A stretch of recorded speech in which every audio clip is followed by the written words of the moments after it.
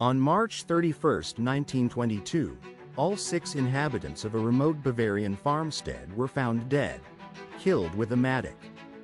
But the horror did not end there. Investigators would soon uncover a chilling truth. The killer had remained on the property for days after the murders, feeding the livestock and eating meals in the kitchen. This isolated tragedy, known as the Hinterkaifeck murders, would become Germany's most enduring cold case. The victims were the Gruber family, patriarch Andreas, his wife Cecilia, their widowed daughter Victoria Gabriel, and her 2 children, 7-year-old Cecilia and 2-year-old Joseph. Joining them was their new maid, Maria Baumgartner, who had arrived just hours before the horrific events.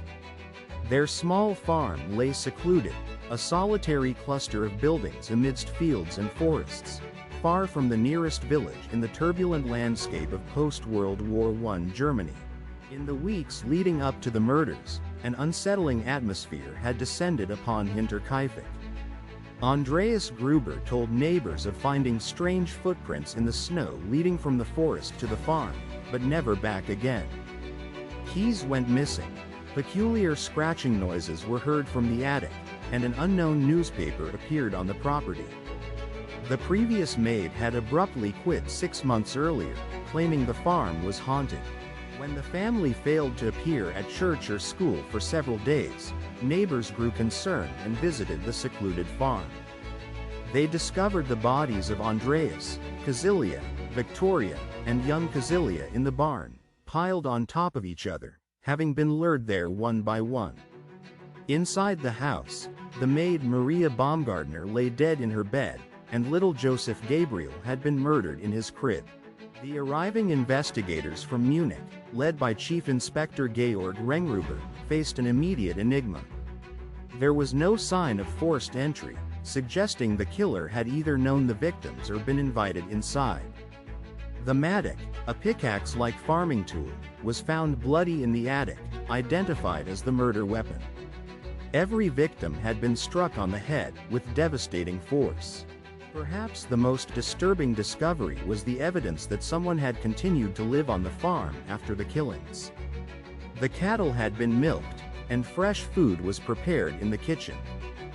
Dishes had been washed, and neighbors even reported smoke rising from the chimney days after the family's presumed time of death. This suggested a deliberate, calculated presence. Adding layers to the sinister puzzle were the hidden family secrets that soon emerged. Investigations revealed an incestuous relationship between Andreas Gruber and his daughter Victoria, for which both had served prison time years earlier. Joseph Gabriel, the youngest victim, was widely believed to be the child of this illicit union, a fact that complicated motives and local perceptions.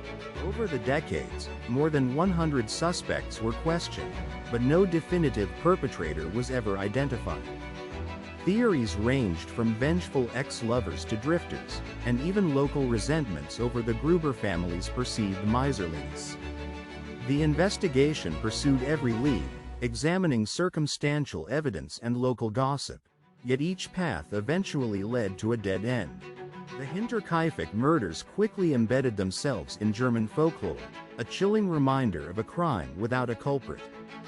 The property itself was completely demolished in 1923, leaving no physical trace of the farm where such horrors unfolded. Yet, books, documentaries, and numerous police reviews continued to scrutinize every detail, hoping to unearth the hidden truth. Even today, a century later, the case remains officially unsolved, the files still open. The silence of Hinterkaifeck continues to echo, preserving its grim secrets within the fields of Bavaria.